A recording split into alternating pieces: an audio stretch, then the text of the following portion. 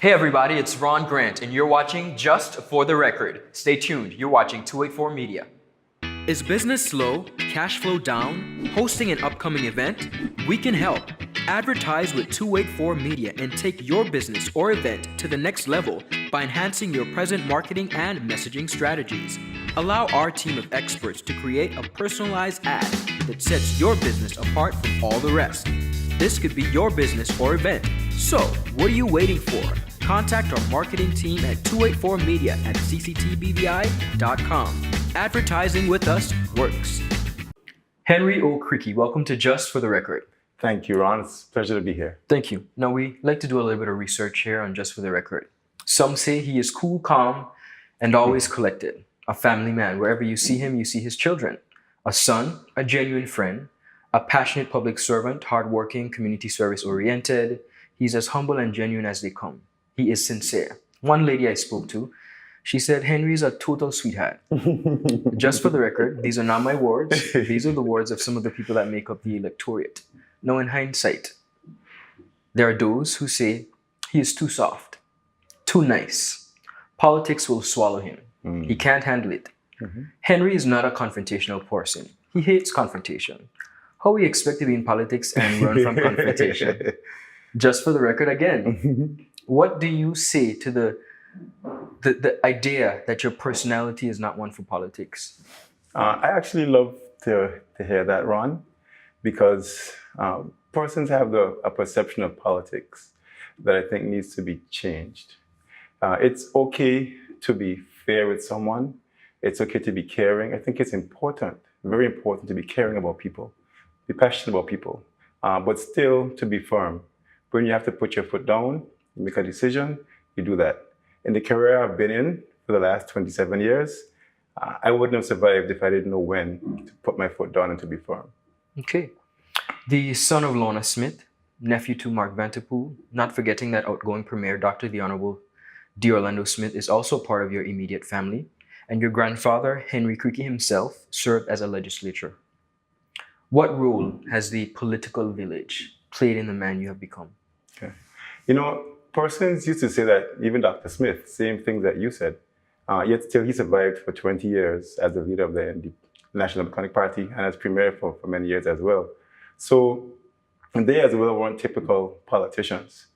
Persons who knew my grandfather, Henry O. Creque as well, saw him more of a statesman than a politician. He never actually ran for office. He was selected for office based on his personality. Okay. My mom, Lorna Smith, not a politician, but a truly dedicated public servant and actually a patriot of his country. See, she served faithfully under Lavity Stout, Willard Wheatley, C.B. Romney, Ralph O'Neill, even Dr. Smith. And she's been highly commended by them all. So she hasn't been one to serve any one political party more faithfully than the other. So it's more about service in all of those individuals, Dr. Smith as well. It was more about service to people and caring about people more than being a politician. And that's how it's affected me. I'm more about serving people than being a politician. The record shows that you are an educated guy. You could have done anything. Why politics? Because some of the same lovely words in the beginning. I care about people. Okay. I care about people. And I care deeply about the territory and our progress as a people. I've served in different roles over the years. And I, if elected, if the electorate would have the confidence in me, I would like to serve at the next level and help lead our territory into the next phase of our greatness. Now, let me tell you a quick story. One time I was driving, coming from East End. This was in the morning. Traffic is tight. And I'm assuming you knew the person, but the individual got a flat tire. And you were dressed to go to work. And you took off your shirt, came out of the vehicle, and proceeded to change a tire. And I thought to myself, well, what the heck wrong with him? I'm not saying that I wouldn't change a tire. I mean, I can change a tire, but the tire is bigger than me. So I look for different means to do so. How will you ensure, if elected, that you don't change? Because oftentimes you hear politics changes, people, they go in there, they come out a different person. That same individual that did that very kind gesture, that had me just wondering, like, what is wrong with this guy? How will you ensure that you don't change? I've faced that question so many times during my life, and I've never changed who I am. I can't see politics changing me, but what I think is important is to make sure that the people know that I haven't changed, because perceptions are a bit different from reality sometimes. So my challenge will be, I'm 100% confident that I will not change. But what I will need to do is ensure that persons see me for who I am, see everything that's coming from the heart, and that it's not for politics, as they say. Just for the record, we'll be back with Mr. Henry Creque. That's a great idea. So we're gonna have some lobster? Hello? Wait, you had a lunch again? You don't say you were sick? What happened to over the rehearsal? No, babe. I'm actually watching the news right now. Take a listen. Topping our newscast today, UFOs seen around Tortola Pier Park. And District 3 residents outraged over no water supply. They simply cannot bathe. These and more stories when 284 News returns. All right, babe, just get some rest, take 2 Advil, and I'll see you later. Bye. Okay, honey. I see you later. I love you. It's clear to see that Coconut Lounge is a place to be, the coolest cocktail lounge in the British Virgin Islands. A lounge like no other, with welcoming, professional service, and a breathtaking ambiance. Not forgetting a diverse selection of wines, beers, and signature cocktails. Cozy, comfortable, contemporary. Coconut Lounge at Tortola Pier Park. Visit us today. As the Deputy Director of the BVI Electricity Corporation, you worked tirelessly in the aftermath of Hurricanes Irma and Maria to really kind of help and bring us back to a sense of normalcy. Tell me about some of the things that you saw briefly, after the storm, and how did that make you feel? When I reflect on the immediate days after the storm, I remember coming out the night of the storm, not being able to see much. The morning of the storm, seeing the devastation all around. I have to say that morning I decided that we're not going to let this beat us. We're not going to let this beat us.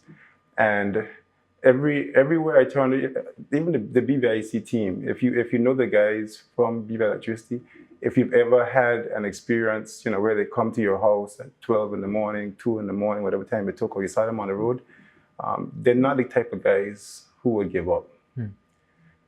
So everything that we face challenges every single step of the way. If I had time, I'd love to get into them, but I won't. And at every step of the way, we fought to overcome those challenges. So many stories, so many stories. What is the single thing that you took from that experience? Single thing that I took is, which I got from the guys from many years ago, never give up. Okay. Yeah. All right. Never give up. The BVI is under attack, no doubt. Being forced to pass the Economic Substance Act, still at risk of being blacklisted, as well as given the current state of the economy and ever-increasing overseas laws that are essentially putting a stronghold on the BVI financial services. What are your proposed plans? What will you do to help, along with your team, of course, see the BVI into a more prosperous economic future? Okay. Like the devastation with Irma, I think we as BVI Islanders believe that there's opportunity in every set of adversity that we face. With the Economic Substance Act, we're not seeing opportunities as yet, but they are there. As the playing field is leveled, there may be an opportunity for locals to actually participate greater in that field if it is a requirement in every jurisdiction that there is substantial activity in the jurisdiction. It's an opportunity for locals to make some more income in renting office space, getting employment, actually gaining from the innovation and technology of these different companies. So that, first of all, is an opportunity that we will have. We have our most natural fit in this territory is our tourism product. And there's a lot of room for development in our tourism product. We have greatest first opportunity is the charter yacht industry. We have the opportunity for more of our local young men and women to be involved in that industry. The cruise ships are a burgeoning part of the tourism industry. We need to find ways to actually engage them more. Speaking with one of my constituents and someone whose opinions I respect, this point is always, if we could get the cruise ships to stay in the territory longer, maybe even at night somehow, we can get them to spend more in the local economy, create more opportunities for locals. We hear the same ideas, but they can be developed. Sports tourism. We already have the mega yacht regatta. We have the spring regatta. We have track meets. We can have swim meets. We have football tournaments, basketball tournaments. We used to have the Twilight track event. There's so much more that we can do with sports tourism. Medical tourism, I see two sides to it. One we're exploring, which is having somewhat of a medical school. I think we just need to push ahead and get that done. We just work at it. We've been hearing about it for years, but push ahead and get it done. But I also believe that we should be a center for excellence for some kind of delivery of medical tourism. We know that cancer is a tragedy that strikes many of us, for example, here in the BVI. And we all rally around cancer awareness month, particularly, for example, breast cancer. If we could establish the BVI as a region of excellence for diagnosis and treatment of some disease, breast cancer, diabetes, Alzheimer's, some disease, then I think that we will attract persons from around the region and further afield to come to the BVI. So there are opportunities, natural opportunities that we have, and there are some more innovative things that we can do as well in the digital economy and so on. Platforms and personalities aside, why should the people of the territory vote for you?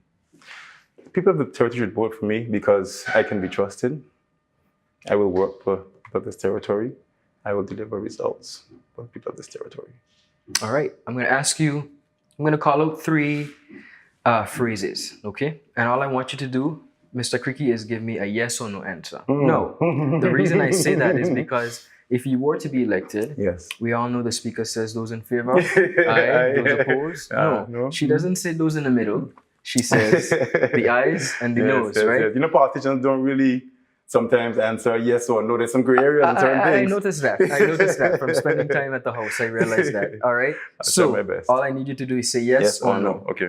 Legalization of marijuana or decriminalization of small amounts of marijuana. Decriminalization, yes. Okay, so not legalization, but decriminalization. Yes, and it must be carefully done and not just a blanket. All right, legalization of gay marriage. Carefully done as well.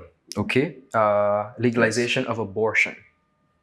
Abortion, I think, is, it has to be, women have to have the right to abortion. To choose. Yeah. All right, now let's play a little game.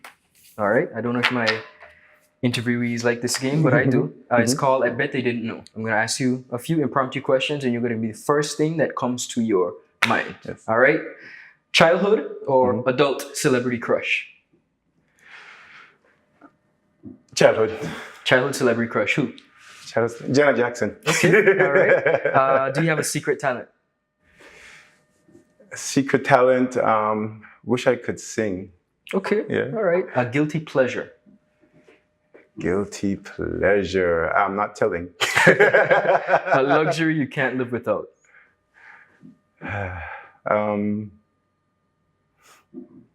Luxury I can't live without. Nice food. Nice food. Yeah. All right. Someone from Virgin Islands history from yesteryear that you'd like to take for lunch if you had the opportunity? I would certainly take H.L. Stout to lunch. I would love to take actually my grandfather, Henry O. Creque as well, persons of that generation. Okay. Yeah. Music we'd be surprised to know that you listen to?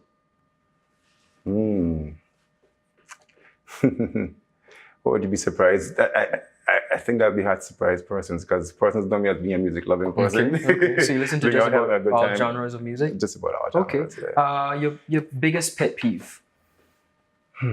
Biggest pet peeve is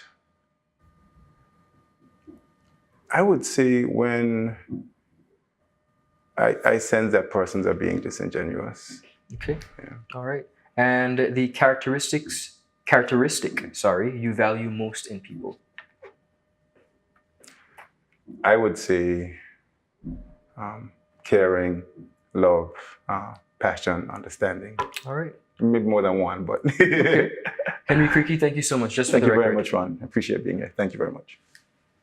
When you need to stay connected with friends and families at home or abroad, the best choice for you is Freedom.